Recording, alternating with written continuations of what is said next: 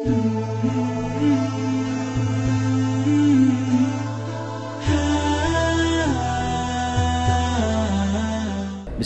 assalamualaikum warahmatullahi wabarakatuh.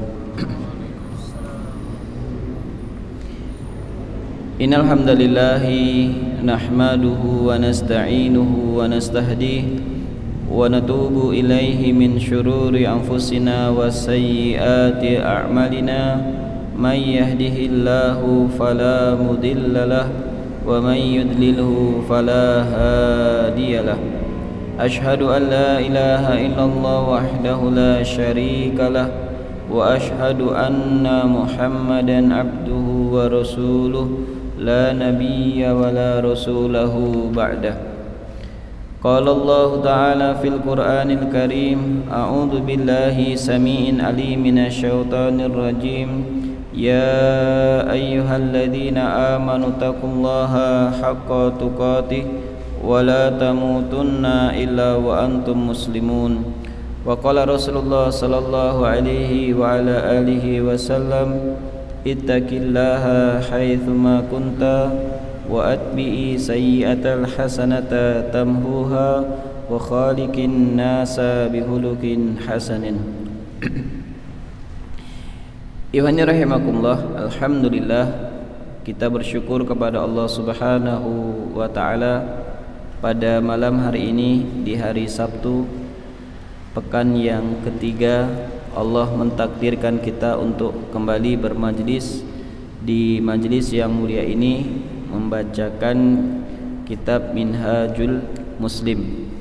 Semoga kebersamaan kita tidak hanya terjadi di dunia ini, namun kita berharap kelak Allah mempersatukan kita di salah satu dari jannah Allah Subhanahu wa taala. Amin ya rabbal alamin. Salawat terdering salam semoga tercurahkan kepada Nabiullah Muhammad sallallahu alaihi wa ala alihi wasallam, pada keluarga, sahabat tabi'in dan tabi'ut tabi'in serta orang-orang yang tetap istiqamah menjalankan sunnah-sunnah beliau hingga yaumil qiyamah.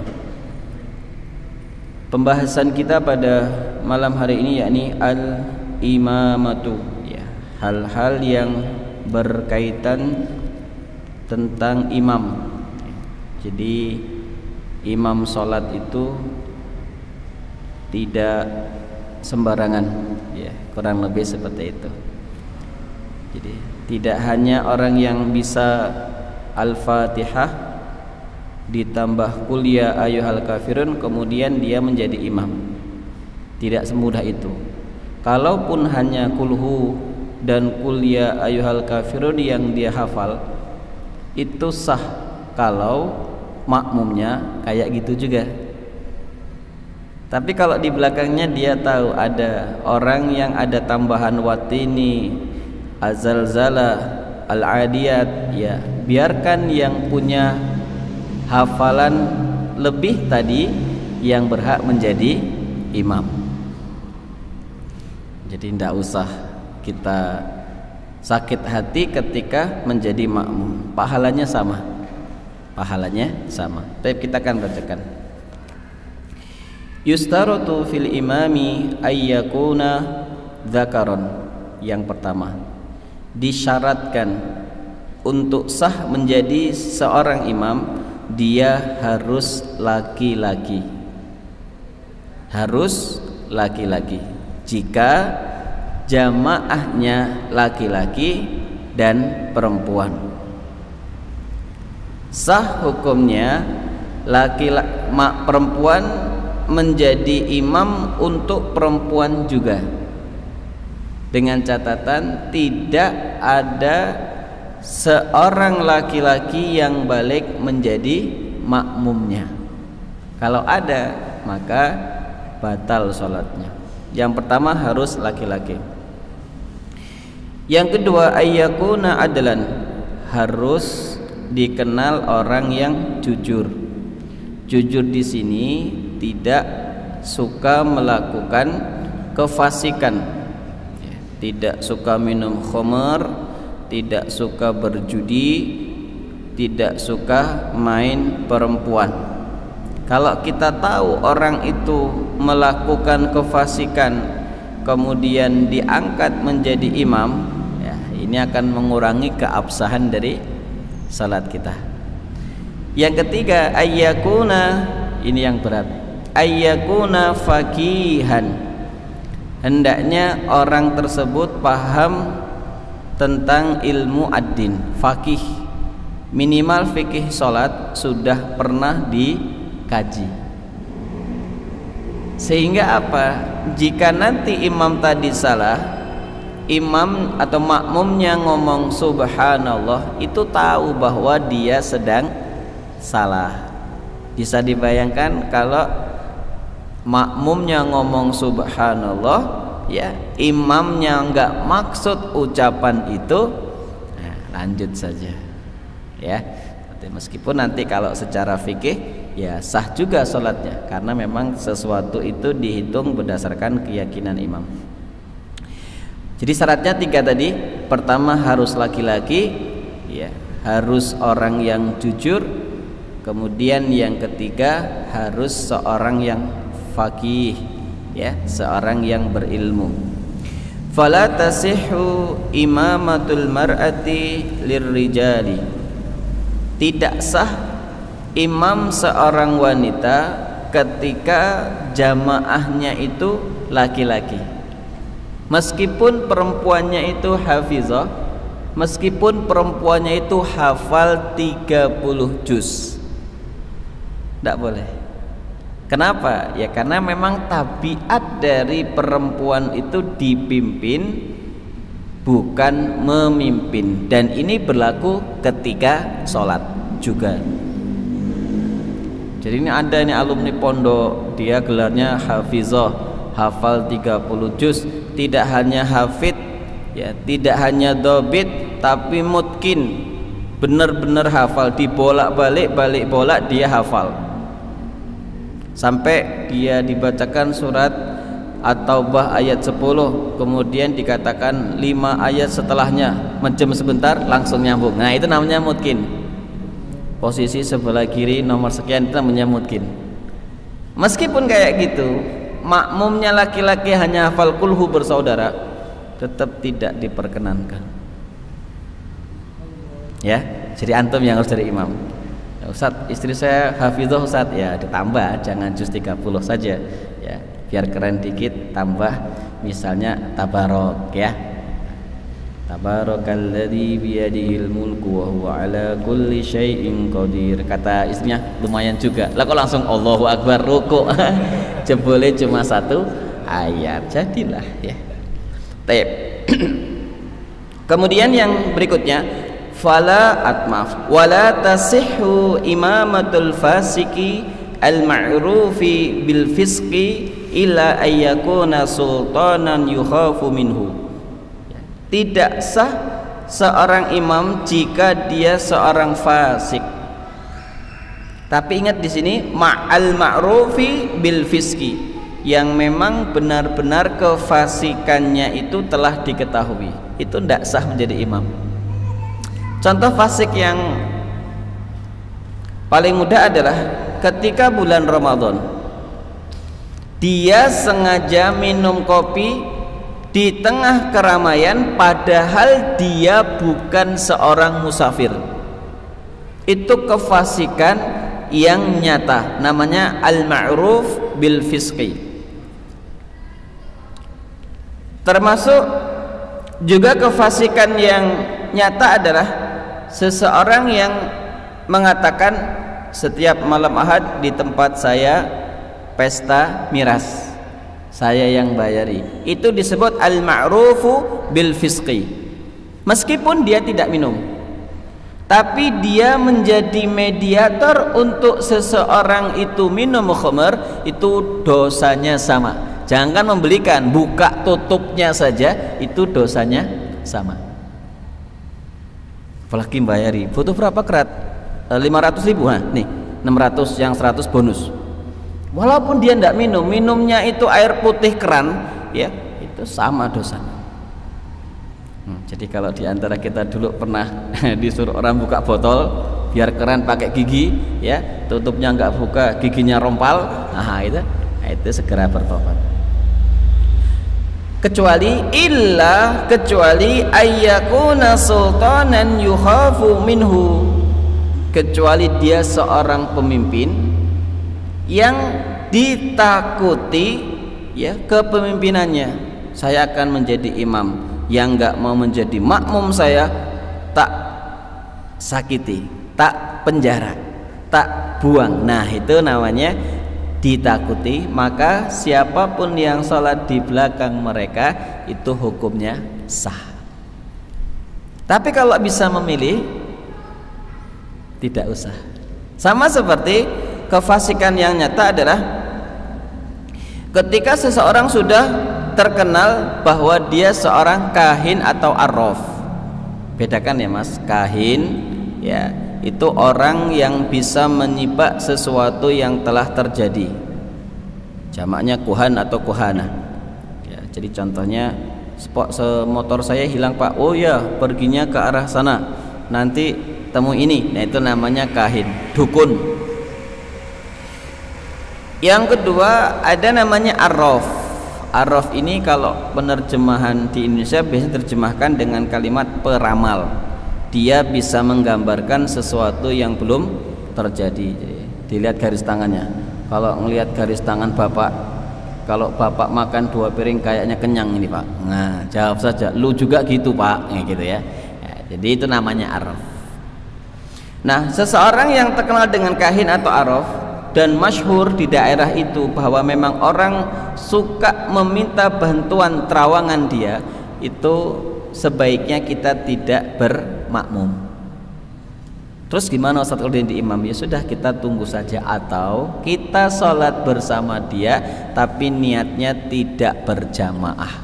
Itu namanya mufarraqah bin niyah. Hukumnya secara fikih boleh memisahkan diri ya secara niat, tapi secara gerakan ikut.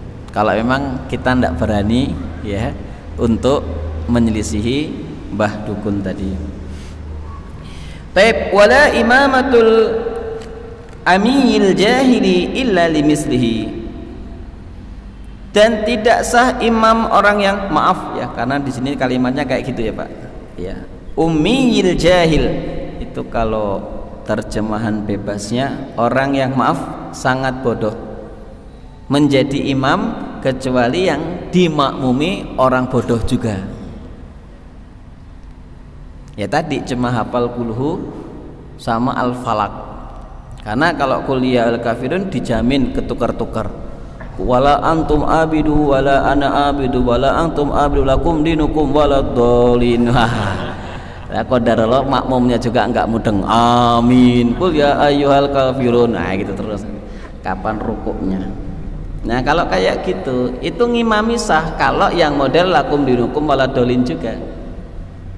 Nah kalau ternyata di belakangnya ada watin dan dia tahu, suruh yang hafal watin itu untuk menjadi imam. Jadi bukan masalah keren dan tidak keren, tapi ini masalah keabsahan dari sebuah ibadah. Beda kasusnya kalau kita sedang safar di safina, itu di perahu, di kapal ya, qadarullah kita mendapati sholat maghrib atau isya di kapal. Ternyata kita dapati imamnya ya seperti itu. Kita tidak tahu bagaimana keadaan imam itu, maka kita boleh menjadi makmum dia dan hukumnya sah.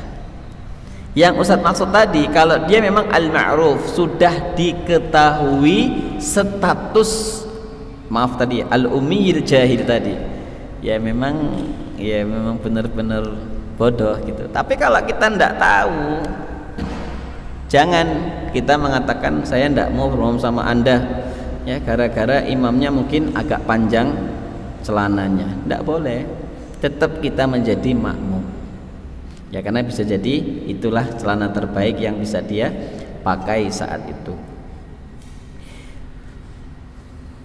ya. Itu ke pembahasannya.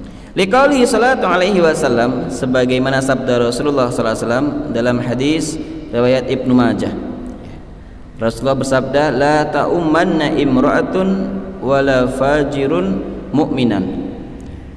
Tidaklah atau janganlah menjadi imam di antara kalian para wanita, ya, para fajir, pelaku dosa, sementara makmumnya itu orang-orang mukmin. Ya, kalimat di sini, ya, kalimat di sini ada an-nafyu. An-nafiyanya peniadaan, ya, ketidaksahan. Illa ayyakharu bisultan. Ya. Ini nggak kemakan juga sih sebenarnya. Nanti untuk kajian pada Isya. Kalau nggak malu. Tape. Mana tadi? Ayat. Illa ayyakharu bisultanin. Ya. Kecuali mereka sholat di belakang dua orang tadi, wanita atau pelaku dosa, dalam keadaan ya, dipaksa. Kalau kamu tidak menjadi makmum ibu itu, kami bunuh. Nah, itu tidak apa-apa, sah sholat kita, karena kondisinya dipaksa, terpaksa. Au yukhafu sautuhu au sayfahu, ya, atau seseorang yang takut dengan penjara atau takut dengan saif, ya, pedang, maksudnya senjata orang-orang fasik tadi. Boleh ya Pak, misalnya, ya, alhamdulillah selama ini di tempat kita tidak ada, tapi secara fikih kita harus tahu dulu. Jadi ketika dalam satu keadaan kita dipaksa, kamu sholat dengan mbak itu, dia hafal juz 30, atau kamu saya bunuh, maka jawabannya kita ikut sholat di belakang mbak tadi daripada kita dibunuh. Kenapa? Karena kita dalam keadaan dipaksa untuk menjadi makmum seorang wanita. Beda kasusnya kalau kita dengan sukarela menjadi makmum, ya, wanita, ahwat lagi. Nah, ini ada modus. Aminnya paling keras, ya, mulainya paling awal, selesainya paling akhir, ya, biar suara merdunya terdengar. Ini kan enggak matuk namanya. Taib, wallahu a'lam bishawab. Poin pertama cukup syarat menjadi imam telah kita bahas. Kemudian yang kedua, al-aula bil imamati. Ini perlu saya bahas juga ya Pak, Mas kalian, agar nanti kita tahu diri siapa sebenarnya yang berhak menjadi imam. Al-aula bil imamati. Siapakah yang paling berhak menjadi imam? Aula al-jama'ati bil imamati. Yang pertama, aqra'uhum li kitabillahi.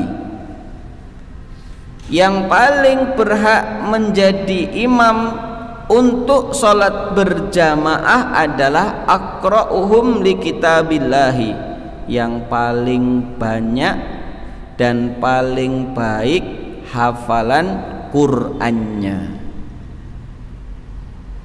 Ya, kita sadar cuma hafal juz 30, ya, itu saja di bagian terakhir, ya, mutaffifin, ya, kemudian al-insyiqaq, al-infitar, ya, al-buruj, itu mulai ngubet-ngubet seperti itu, ya. Sementara kita ngerti ada teman kita yang hafal juz 29 dan 30. Jangan maksa, biarkan dia menjadi imam, ya, karena itu lebih utama. Tapi kalau yang hafal 2 juz tadi, dia sebagai seorang musafir, tamu di daerah itu, meskipun dia hafal 2 juz 30 dan 29, si tuan rumah tadi hafal juz 30 dan baik secara tahsin, jangan juga kita ngomong, Pak saya yang imam Pak karena saya 2 juz, tidak boleh. Itu namanya kemaki. Berarti gimana Ustaz? Ya nunggu dipersilahkan. Dipersilahkan juga, jangan langsung spontanitas maju. Lihat maslahatnya bagaimana. Jangan-jangan pola sholat kita berbeda di daerah itu. Kita biasa disir memilih mazhab Maliki, ternyata di situ dijahar memilih mazhab Syafi'i. Sementara kita di situ orang baru yang belum diketahui punya maziyah kelebihan. Saran saya tidak usah menjadi imam dulu. Dilihat bagaimana cara sholat di situ. Itu lebih aman. Ya, Ustaz pribadi kalau beberapa kali ngisi di majelis taklim, hari pertama itu jarang sekali mau sholat. Jarang sekali mau imam. Paling tidak 2 kali, 3 kali setelah ngisi taklim orang tahu bahwa ya kita sedikit punya ilmu yang diberi oleh Allah. Ya, nanti orang akan dengan sendirinya akan meminta kita. Yang penting kita tidak pernah meminta untuk menjadi imam. Oh, di sini mazhabnya Syafi'iyah, yakni dijaharkan. Udah ikut saja. Ya, bismillahnya dijaharkan. Di sini bermazhab Syafi'iyah, pakai kunut subuh. Sudah, kalau antum hafal, ya baca saja kunut. Memang itu bagian dari sunnah.